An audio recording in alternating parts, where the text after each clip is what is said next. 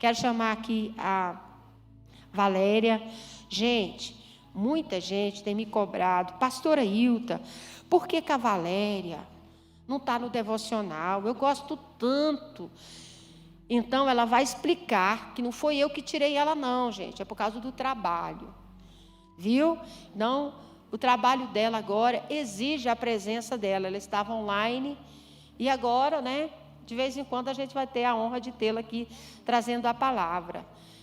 Então, assim, não é porque eu tirei ela do devocional, não. É porque realmente ela não pode estar no devocional, né, Valéria? Estenda suas mãos, Senhor. Nós queremos te louvar e te glorificar, Senhor, pela vida da Valéria. Pela vida, Senhor, do seu esposo, dos seus filhos, de toda a sua família.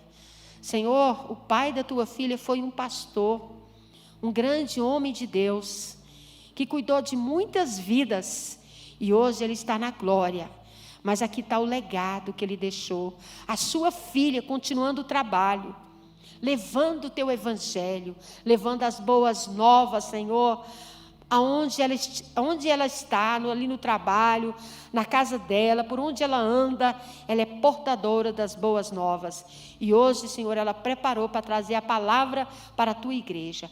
Fala conosco, usa a tua filha como tu queres, em nome de Jesus. Amém.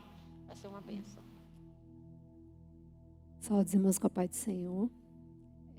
Como eu sempre digo, é um privilégio, é um prazer estar aqui. E assim, a pastora já começou falando do meu pai, aí pronto, quer me ver derretendo aqui na frente, né? E assim, eu nunca faço isso, mas desde o início do culto, quando a gente começou a cantar, eu senti uma presença tão grande do Senhor, que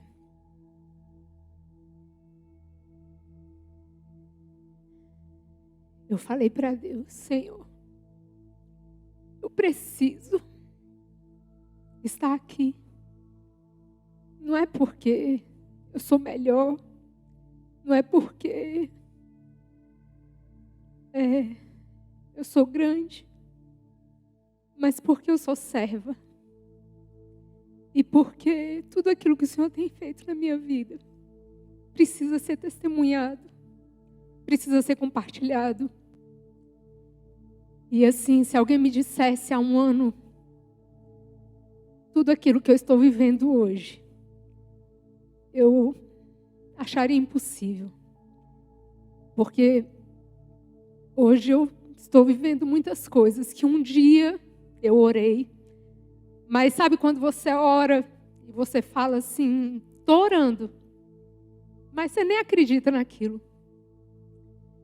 E para a honra e glória do Senhor, hoje Deus tem concretizado sonhos na minha vida.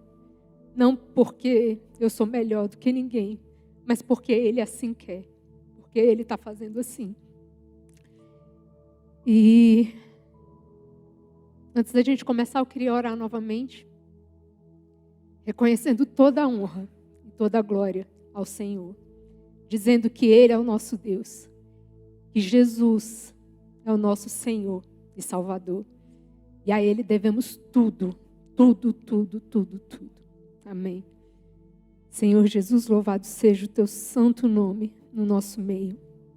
E coloco aqui como instrumento, para que o Senhor me use conforme a Tua vontade. Para que a Tua presença, Senhor, possa fluir através de mim. E que eu seja simplesmente canal. Para que a Tua glória, Senhor, seja manifestada nessa noite. Fica conosco, Senhor, em nome de Jesus. Amém. O tema da nossa mensagem hoje é: quem é você, José? Pode ser também quem é você, Maria? Quem é você, João? Quem é você, Hilta? Quem é você, Arlene? Quem é você? E o complemento é cumprindo o seu chamado. Eu escolhi 3 Josés para a gente falar um pouquinho sobre a vida deles nessa noite. E a gente vai começar falando sobre o José, marido de Maria. Vamos abrir em Mateus 1, versículo 18 a 20. É o nosso primeiro José. Versículo 1, 18 a 20. Mateus 1, 18 a 20.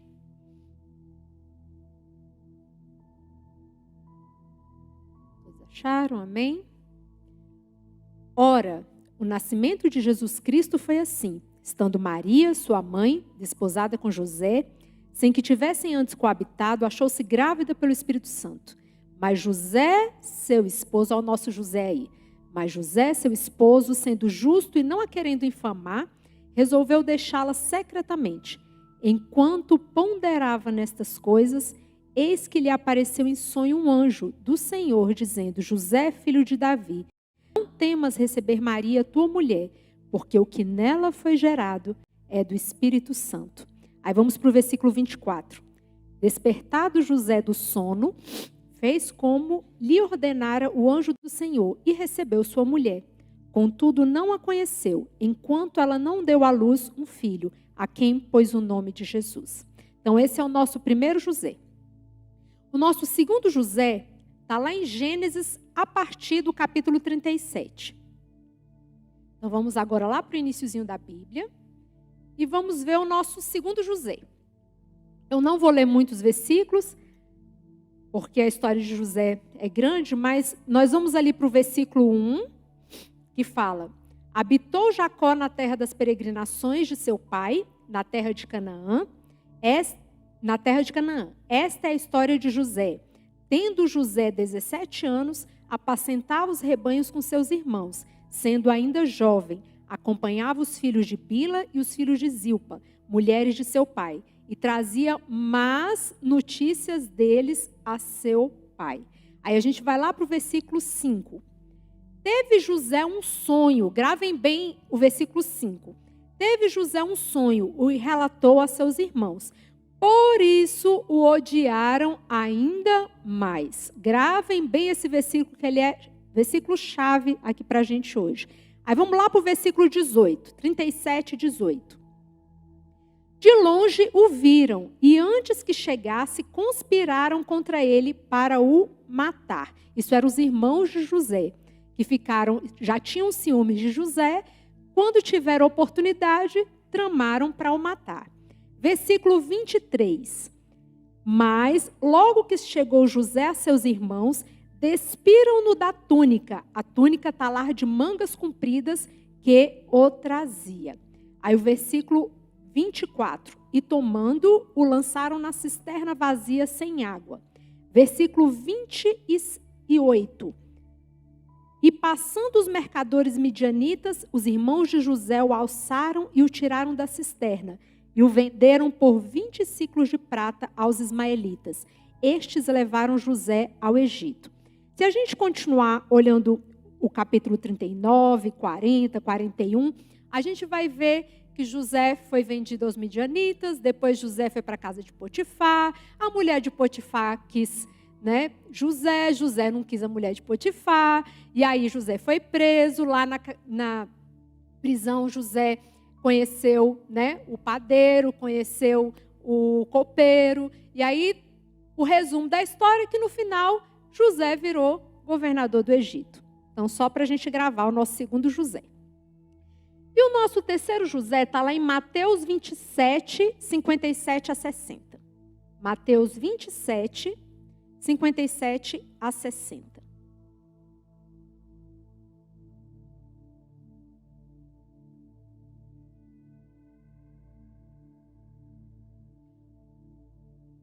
Mateus 27, 57 a 60. Caindo a tarde, veio um homem rico de Arimateia, chamado José, que era também discípulo de Jesus. Este foi ter com Pilatos e lhe pediu o corpo de Jesus. Então Pilatos mandou que ele o entregasse. E José, tomando o corpo, envolveu-o num pano limpo de linho e o depositou no seu túmulo novo, que fizera abrir na rocha. E rolando uma grande pedra para a entrada do sepulcro, se retirou. Então estão aí os nossos três Josés. O primeiro José, que é o José, marido de Maria, eu chamei do José coadjuvante. O que é o coadjuvante? É aquele que acompanha os atores principais, né? Então, Maria foi quem foi escolhida para ser a mãe de Jesus. Jesus, o Filho de Deus. E José, quem era? O acompanhante. Aquele que aonde Jesus e Maria iam, José estava ali, protegendo Jesus, protegendo Maria, cuidando para que Maria tivesse um bom parto, cuidando para que tudo, né, desse certo. Ele era o homem da casa e estava ali como coadjuvante. Aí tem gente que pode falar, não, mas José foi muito importante. Tá, nesse momento eu resolvi chamar de José, o José coadjuvante. Por quê? Porque ele não era o principal ali na história. O principal era Jesus. Maria, como mãe de Jesus, a bem-aventurada, e José foi aquele que estava ajudando Maria na criação de Jesus. Então, o José que tinha uma importância limitada, vamos colocar assim, mas ele esteve presente na vida de Jesus durante todo o tempo, né? A maior parte da vida de Jesus, José, pela história assim, não tem detalhes, mas a gente vê que José ensinou o ofício a Jesus, né? Carpinteiro, esteve acompanhando Maria na criação de Jesus, então José estava ali presente. O segundo José, que a gente viu, que é o filho de Jacó, eu chamei do protagonista. Por que ele é o protagonista? Porque José, ele foi treinado desde os 17 anos, a sua vida inteira, para chegar a ser o governador junto, né, abaixo só de Faraó. Então, José foi importante. José, a gente vê como um José que teve uma tarefa, um treinamento de guerra para se tornar uma pessoa que ia gerenciar um período de fome muito grande na cidade. Então, assim, a gente vê que a história de José o levou a ser o quê? Um homem importante. Mas ele era importante desde o início? Não. Mas ele se tornou um homem importante. E o terceiro José? O terceiro José. José de Arimateia. Entrou no jogo nos 48 do segundo tempo, fez o gol e saiu do jogo. Mas que gol é esse, Valéria? Gente, vocês imaginam se Jesus não tivesse sido tirado lá da cruz? Tipo, tivesse sido sepultado de qualquer jeito? Não. José de Arimateia deu para Jesus um túmulo novo, que naquela época não era pouca coisa não, gente. Você ser enterrado numa rocha, ter um túmulo novo, era negócio de gente importante. E José de Arimateia, ele foi uma pessoa que teve um ato muito importante, mas foi muito rápido. Foi aquela coisa assim, de flash. Foi lá, no último tempo ali da vida de Jesus, enterrou Jesus. Foi o único momento da Bíblia que fala sobre ele, né? O que ele fez, pronto, acabou. Foi rápido. E aí eu chamei esse José do contra-regra. Sabe aquele que só chega, quando tem peça aqui de teatro, que o pessoal vem, tira o tapete, tira as cadeiras, arruma a cena para o próximo ato? Pois é.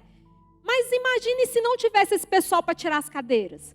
Se não tivesse esse pessoal para trocar, tirar o tapete, trocar o cenário e fazer as coisas. Vocês estão entendendo aonde eu quero chegar? Cada um teve a sua função. Cada um teve o seu papel. Um foi coadjuvante, um foi protagonista, o outro foi contra a regra, mas todo mundo era essencial. Nenhum deles era dispensável. Imagina se Maria tivesse que criar Jesus sozinha. Imagina, naquela época, Maria aparecesse buchuda, sem marido, o que ia acontecer? Apedrejada, no mínimo. Então, vocês imaginam o papel importante de José na criação de Jesus? Jesus tinha um pai, claro, o pai do céu, né, Deus, mas assim, aqui na terra era importante. Deus não botou Jesus para nascer numa família qualquer. Deus não botou Jesus para nascer filho de mãe solteira, porque primeiro que ele não ia nem nascer. Provavelmente Maria teria sido apedrejada antes de conceber Jesus, antes de Jesus nascer. Então, vocês entendem a importância do papel do primeiro José? Aí vamos para o segundo José. José, filho de Jacó. Um adolescente normal, né? Mais ou menos normal. Mais ou menos, assim. Por que mais ou menos, Valéria? Porque José, ele era o filho preferido. Que aqui não existe, só existe lá naquela época. Ninguém aqui faz predileção para filho. Todo mundo aqui ama os filhos iguais, cria igual, né? Ninguém aqui dá preferência para um e para outro não. Aqui é todo mundo cria. Isso aconteceu só lá, ok? Então vamos pensar nesse José. José era o filho preferido de Jacó. Por quê? Porque ele era o filho da mulher amada, né? Que Jacó trabalhou 14 anos para conseguir a Raquel. Então assim, né?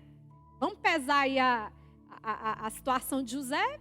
Ele era o filho preferido. 17 anos. Aí o que acontece com José, quando eu falei que era mais ou menos normal? Que ele sonhava. Tudo bem, nós sonhamos. Adolescentes sonham, né, e tal. Só que aí o que era o problema de José? Os sonhos que ele teve não envolvia só ele. Envolvia ele, os pais e os irmãos. E aí é que vem o problema. O que aconteceu? Sonhos. Tudo bem, sonho é coisa boa. Sonhar é muito bom. Só que aí, quando você tem um sonho que envolve outras pessoas e você conta esse sonho para essas outras pessoas, pode dar ruim. E no caso de José, deu muito ruim. Deu muito problema. Por quê? Porque José, naquele momento de imaturidade, não entendeu que aquele sonho era, de fato, preparando ele para o que viria no futuro. Ele tinha só 17 anos, ele não entendeu. E aí, quando ele verbalizou o sonho, que era o quê? Ele sonhou que havia um feixe, e o feixe dele era o que ficava no centro, os outros feixes, né, se dobravam diante dele. Os irmãos entenderam o quê? Pô, ele está entendendo que eu, meu pai, minha mãe, no caso a mãe, né, já tinha falecido, as outras lá, todo mundo ia se dobrar diante de José.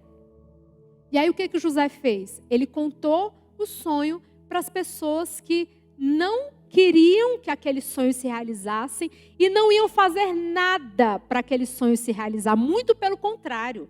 O desejo dos irmãos dele era que aquilo nunca, jamais acontecesse. Vamos trazer para a nossa realidade de hoje. Será que nós fazemos isso hoje? Será que Deus coloca um sonho no nosso coração? Traz um desejo para a nossa mente?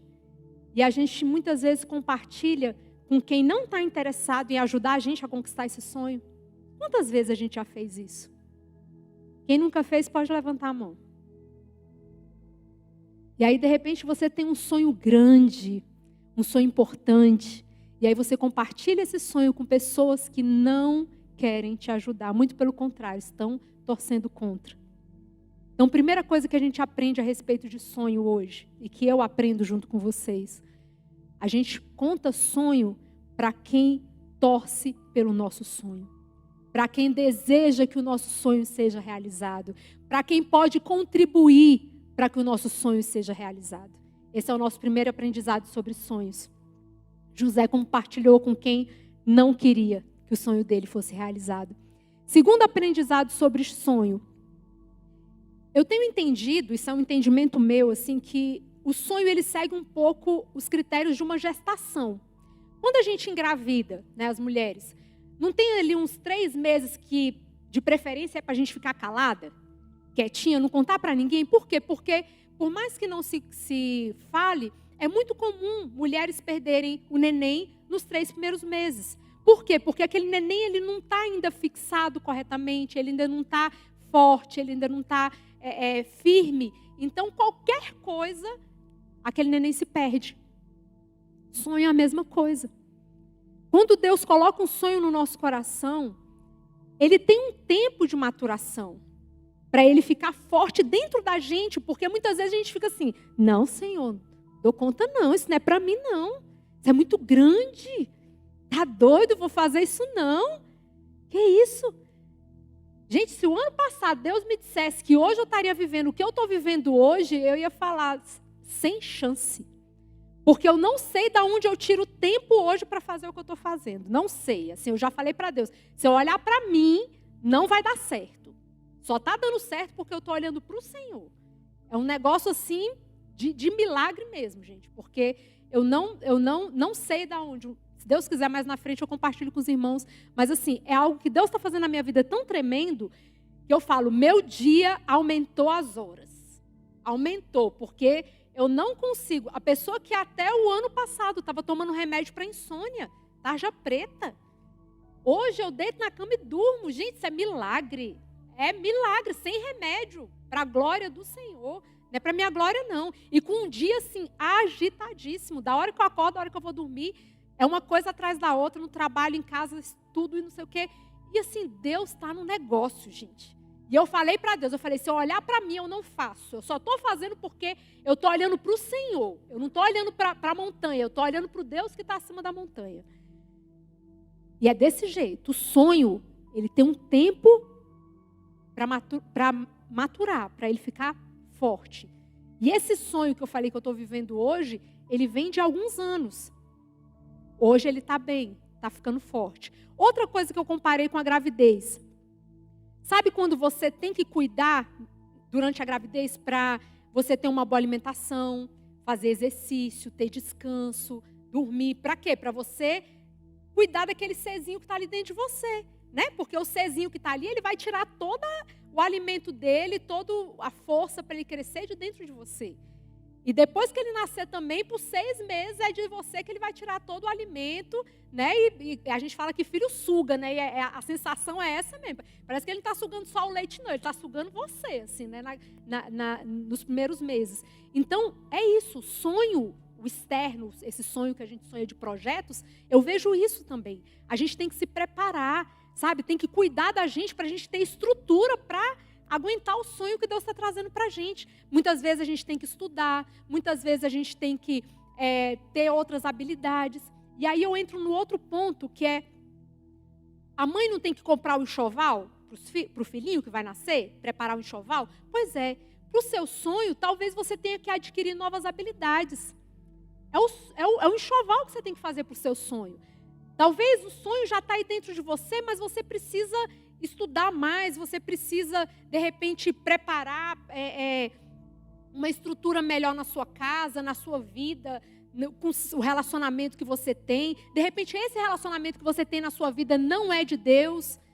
De repente, você está com um relacionamento num namoro ou num relacionamento, sei lá, de sociedade, num trabalho, em alguma coisa que não é de Deus. Casamento não, tá, gente? Se está casado, você escolheu, segura que a bola é sua, tá?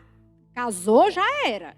Casou, como diz o pastor Cláudio Duarte, escolheu errado, vai segurar a consequência até o fim. Segura a situação aí, né? Com raríssimas assim, exceções, eu não sou contra, aliás, não sou a favor de ninguém ficar apanhando em casamento, não é isso que eu estou falando. Mas assim, eu acredito que essa história de separar porque um apertou a pasta de dente embaixo e o outro apertou em cima, não vale não, tá? E os casamentos hoje estão se destruindo por causa disso. Ah, não, acabou o amor. Acabou. Será que um dia existiu? Então, assim, né, vamos ver quais são os motivos que estão levando as pessoas a se unirem. Né? Vamos ser mais... Ou então, assim, o que está levando as pessoas a se separarem? Porque a gente não separa porque acordou de cara virada e um tá chateado e a mulher ficou feia. Ou então o marido engordou, o marido ficou chato. Será que ele não foi chato a vida inteira? Você que nunca prestou atenção, né? Será que a mulher não foi chata, goteira, a vida inteira? A Bíblia fala da mulher goteira. Você escolheu a mulher goteira, agora aguenta.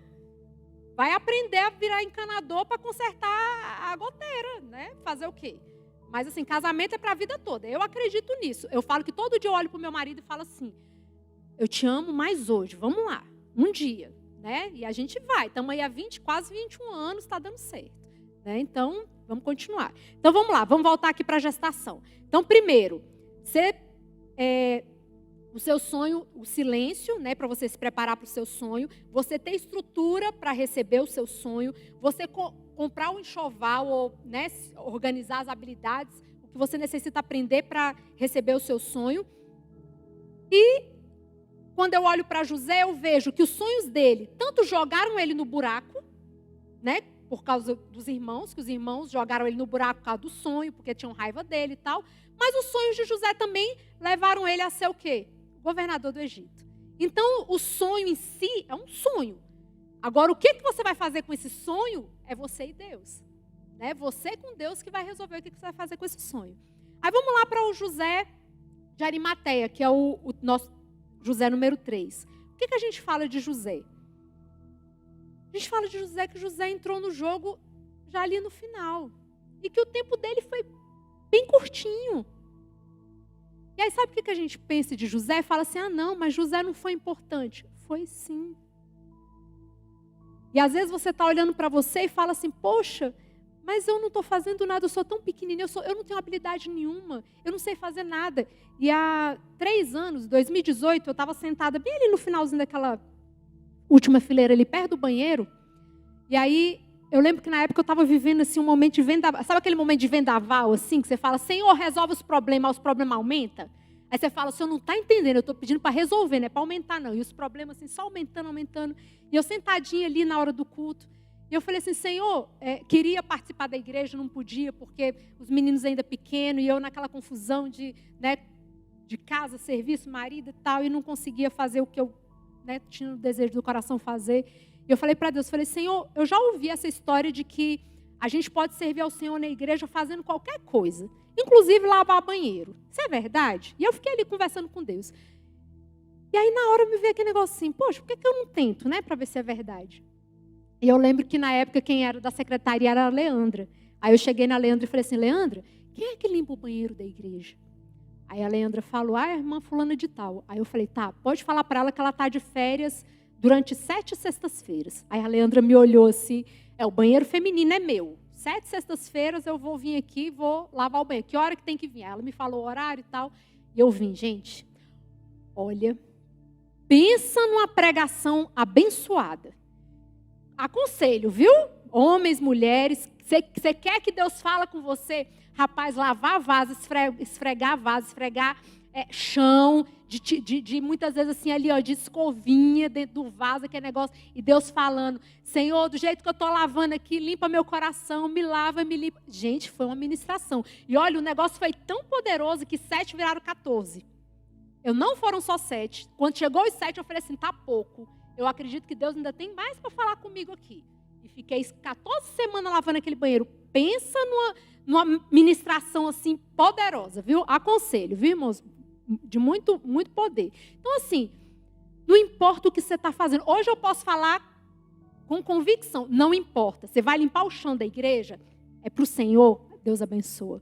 Você vai fazer uma doação de alguma coisa? Os irmãos doaram a cadeira? É para o Senhor. Você vai trabalhar no som? É para o Senhor. Vai distribuir folheto? É para o Senhor. Vai servir a Deus dando testemunho, sabe? Sendo um bom funcionário no seu trabalho? É para o Senhor. Na sua faculdade, você está dando testemunho? E dando testemunho, gente, não é simplesmente assim, tá lá fazendo um culto e pregando, não. É testemunhando, não colando. É testemunhando, sendo gentil com seus colegas, sendo amoroso com seus colegas de serviço, com seus colegas de trabalho, de estudo, entendeu? É sendo testemunho dentro da sua casa, que é o maior desafio. Eu falo que ser crente aqui na igreja é fácil demais. É fácil demais. Agora, dentro da sua casa. Eu lembro que a pastora Helena Tanuri, ela fala muito isso, que quando ela ouve os filhos dela e o marido dela falando que ela é uma bênção, ela fala, agora eu sei que eu sou uma bênção. Porque eles convivem comigo 24 horas por dia. E é isso que eu quero viver. Eu quero que os meus filhos e o meu marido testemunhem de quem eu sou. Por quê? Porque são eles que me aguentam de TPM, são eles que me aguentam com sono, chateada, com raiva de alguma coisa, o tempo todo. Então, ser testemunho dentro da sua casa ou naqueles ambientes de pressão, de tensão, no seu serviço, com aquele chefe chato que muitas vezes você não consegue. Graças a Deus, minha chefe é maravilhosa, mas assim, já passei por chefes muito difíceis. Muito, que eu falo que Deus, como diz a pastora, aquelas lixas que Deus põe para lixar sua vida, sabe? Assim, tirar as arestas. Deus põe, Deus não vai botar só caminhozinho bom, não, porque o que Salomão fala lá em Eclesiastes? É melhor estar na casa onde há luto do que na casa onde há alegria. Porque na casa onde há luto, a gente vê o fim de todas as coisas. Então, com a alegria, o que você faz? Você curte, você aproveita. Agora, com a dor, não. Com a dor, você aprende. Com a dor, você evolui, você cresce. E aí? No mundo hoje em que a gente está sendo arrastado pela comparação, né? As redes sociais, o tempo todo. meu corpo, meu sucesso, 5 passos para isso, 10 passos para aquilo. Vamos todo mundo enriquecer, virar milionário agora. Vamos todo mundo ter barriga tanquinho. Eu falo que meu marido tem barriga tanquinho, só que o dele está cheio de roupa. Aí ele não tá acho que ele não está me vendo não, ele vai me pegar depois. Mas assim, né? Barriga tanquinho, todo mundo magrinho, vamos malhar todo mundo, vamos ter saúde, vamos comer só... eu vi uma dieta esses dias agora que eu falei, gente, o que é isso? As modelos, dieta do gelo, que come gelo. Eu falei, como assim? Como assim? Dieta do gelo? Eu falei, meu Deus, o povo está ficando doido, está ficando maluco. Mas o mundo que a gente está é esse. É esse. Para você ter o corpo da moda, para você ter a conta bancária da moda, para você ter, né? E aí, o que a gente faz nessa comparação avassaladora que está na nossa volta? Como é que a gente age diante disso? A reflexão que eu deixo para a gente pensar hoje é: nós fazemos parte de algo maior. Nós fazemos parte de um plano maior. Pensa num quebra-cabeça. Quem aqui já montou, acredito que todos nós já montamos quebra-cabeça. Gente, se faltar uma peça, você pode montar o quebra-cabeça todo. Pode ser 1000 peças. Se faltar uma peça, dá tristeza. Por quê? Porque aquela peça é importante. Não importa se ela é pequenininha, não importa se ela é grande. Se faltar uma peça, faz falta. Vamos trazer isso para o reino de Deus. Todos nós somos peças desse grande quebra-cabeça, que é o reino de Deus.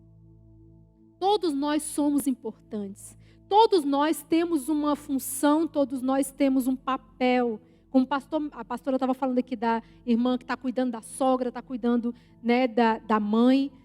Gente, vai dizer que essa pessoa, digamos que ela não esteja, eu não sei, mas assim, digamos que ela não esteja indo para a igreja. Ah, não, ela não está servindo a Deus porque ela não está indo para a igreja. Gente, o ministério que ela está atendendo de casa, cuidando da sogra, cuidando da mãe, né, fazendo a hospitalidade, né, com a sogra, com a mãe ali. Muitas vezes a gente quer achar que servir a Deus é só estar aqui. E como eu falei no início, eu falei para Deus, eu falei, Senhor, eu quero te servir, seja lavando o banheiro, seja trazendo a palavra, seja servindo dentro da minha casa, no meu trabalho, aonde eu estiver, eu quero ser testemunho vivo. E muitas vezes a gente se prende à vida do outro.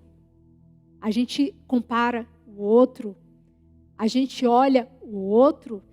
E sabe por que a nossa vida não está andando? E a do outro está andando? Sabe por que a grama... Eu gostei dessa do pastor Ramalho. Sabe por que a grama do vizinho é mais verdinha? Quem sabe? Porque tem 2 pessoas cuidando dessa grama. O vizinho e você. Porque tu está lá de olho na grama do vizinho. Não é por isso que ela é tão verdinha. Por isso que ela está tão bem cuidadinha. Cuida da sua grama, meu irmão. Minha irmã.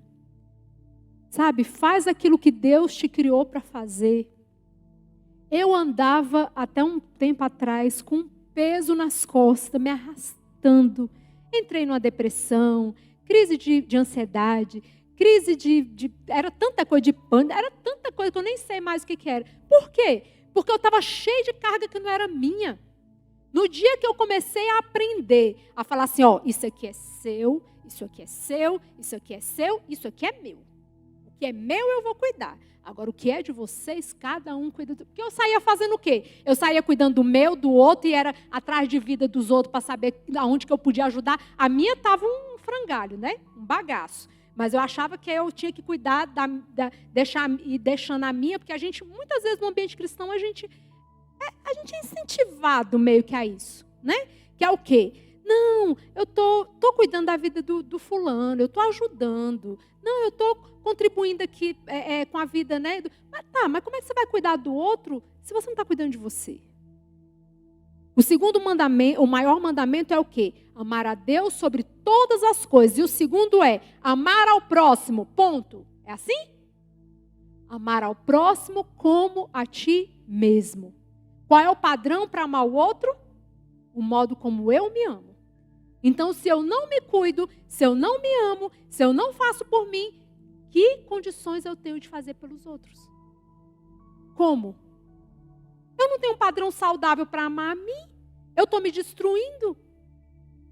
Eu não durmo direito, eu não como direito. Eu trabalho muitas horas além do que deveria. Eu estou ficando doente porque minha vida está uma bagunça. E aí eu acho que eu estou servindo a Deus cuidando do outro. Fazendo para os outros. Mas eu não estou fazendo para mim. Ah não, Valéria, mas isso é egoísmo. Será? Você tem certeza? E aí eu volto lá no início da palavra e faço uma pergunta para vocês. Você tem convicção de que o que você está fazendo hoje está dentro da vontade de Deus, a vontade específica de Deus para a sua vida? Você tem convicção disso? Porque hoje eu posso dizer, para a honra e glória do Senhor, eu estou fazendo aquilo que Deus está me movendo para fazer. Mas durante muito tempo eu não fiz. E achava que estava fazendo. Achava que estava fazendo. Estava fazendo bem, estava cuidando de um monte de gente, estava, fazendo bem para um monte de gente que eu achava que era. Mas na verdade eu estava impedindo as pessoas de crescer. Eu estava atrapalhando o que Deus estava fazendo na vida das pessoas. De muita gente à minha volta. Sabe por quê? Eu tenho aprendido que cada problema tem seu dono. E o problema só é resolvido pelo seu dono.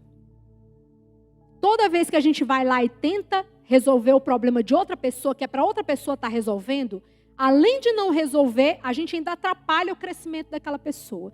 Ah, Valéria, mas fulano está sofrendo. Olha, eu tenho que ajudar. Tem mesmo? Será?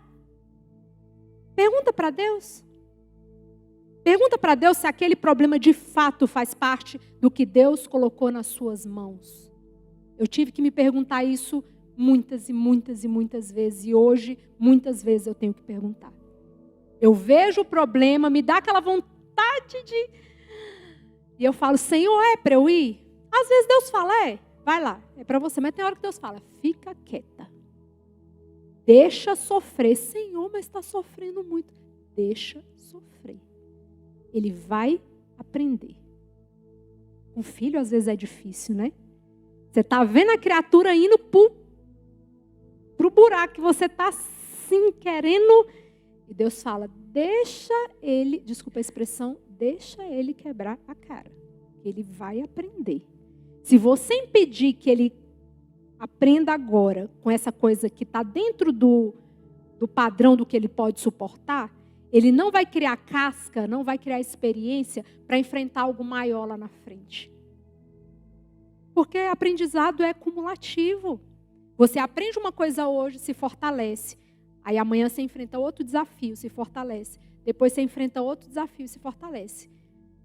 Se a pessoa é impedida de aprender a enfrentar os desafios, os primeiros, que são menores, no início da vida, ela vai se tornar um adulto deficiente. Ela vai se tornar um adulto imaturo, que não vai dar conta de enfrentar a vida de adulto.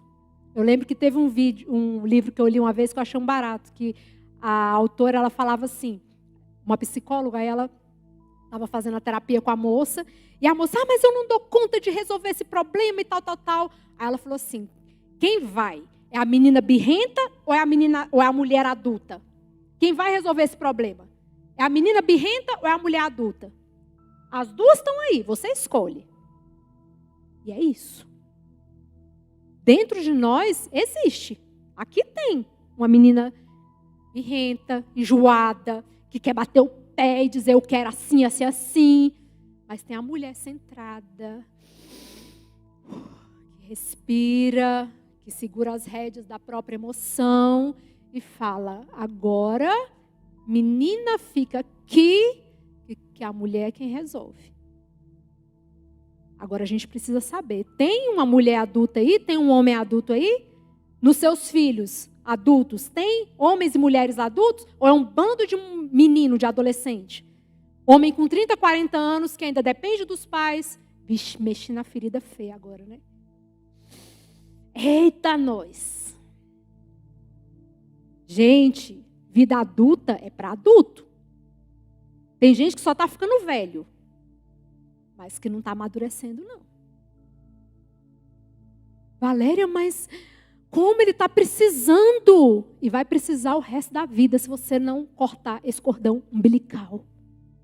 Pena que eu não lembrei de trazer um vídeo fantástico que tem na internet. Procurem depois. Cordão umbilical, coloca aí. Não cortar o cordão umbilical, alguma coisa nesse sentido. É a mãe que não corta o cordão umbilical e o filho fica ligado a ela até virar adulto. Aí chega um momento que o que acontece com a mãe? Morre. O que acontece com o filho? Chora igual um bebê. Um adulto chorando igual um bebê. É um videozinho muito legal que tem na internet. Se você não corta o cordão umbilical quando o seu filho nasce, e você mantém esse cordão umbilical, e não é só com a mãe não, com o pai também. Mantém esse cordão umbilical pro resto da vida, o que vai acontecer? Um dia você vai morrer, porque aqui eu não conheço ninguém que não tenha morrido. Todo mundo, uma hora chega. A hora chega. E a senha é aleatória. Eu não garanto que eu estou viva daqui a 5 minutos. Eu acredito que ninguém aqui tem esse poder também. E aí? Quando a hora chegar, o que você vai fazer? Quando eu penso nisso, eu só lembro da irmã Rocineia, mãe do Rafinha. 14 anos, a mãe se foi. E aí? Graças a Deus, ela plantou bem plantado. Rafinha é uma bênção, graças a Deus. Mas assim, e aí? O que nós estamos fazendo? Estamos ajudando, estamos cuidando, estamos, fazendo a nossa parte, no reino, com essa coisa do vamos ajudar. Só que hoje, essa história de ajuda está atrapalhando. A gente tem que ver até onde a gente deve ajudar de fato. Tem hora que quando o passarinho não quer sair do ninho, o que o passarinho, a mãezinha lá faz? Empurra, some, vaza. E ele sai voando lá de qualquer jeito. Mas se ele não dá conta de voar, dá conta? Vai às vezes, cair lá, vai se estrambelhar um pouco, mas depois vai. E se morrer? Acabou o propósito. Não tinha propósito mais para ele. Ninguém garante a vida de ninguém. Esse controle nenhum de nós tem. Então, quando a gente olha para a vida dos 3 Josés que foram apresentados aqui nessa noite, cada um deles com seu papel. Um coadjuvante, acompanhou Maria, acompanhou Jesus, fez a sua parte, fez o seu papel. A Bíblia falou por um tempo, depois você vê que a Bíblia não fala mais muita coisa, mas a gente sabe que ele existiu. Pronto. O José protagonista, que é aquele que teve, toda uma história para levar-o a ser governador do Egito. O José que entrou nos 48 do segundo tempo, foi lá, fez o que tinha que fazer e pronto, a Bíblia não fala mais. Mas todos eles foram importantes. Todos eles tiveram o seu papel. E eu acredito que, finalizando já, todos nós precisamos entender qual é o nosso papel. Qual é o nosso propósito nessa vida. Qual o nosso chamado nessa vida. E é o chamado para cada um de nós. O que Deus quer que nós façamos? E nós estamos fazendo? Porque Deus não vai cobrar dos pais aquilo que os filhos não estão fazendo. Nem Deus vai cobrar dos filhos aquilo que os pais não estão fazendo. Cada um dará conta de si mesmo. Aí eu parafraseio esse versículo e falo assim: Deus deu uma vida para cada um cuidar da sua. É assim que funciona. Talvez o projeto, por exemplo, da vida do irmão Ramalho, do pastor Ramalho, é cuidar daqueles homens. E ele está fazendo muito bem o trabalho dele. Mas talvez o seu trabalho seja criar os seus filhos bem e depois Deus vai te dar outro projeto. Porque a vida é assim também, a vida acontece um dia de cada vez. Não adianta você querer viver tudo de uma vez só, porque não vai dar certo. É um dia de cada vez. Eu me preparei para viver os primeiros 40 anos da minha vida. Quando eu cheguei nos 40, eu entrei em crise, porque eu falei: o que vem depois? Eu entrei em crise, fiquei mal, porque eu falei, pô, eu nasci para ser mãe, para ser esposa, e tá, já tem filho, já tem marido, tem trabalho, tá tudo ok. E o que vem depois disso? Passei uns anos assim, muito em crise mesmo. Hoje, graças a Deus, eu já estou descobrindo, Deus está mostrando. Mas a gente precisa viver o que Deus está falando e ser obediente. Ok? Vamos ficar de pé?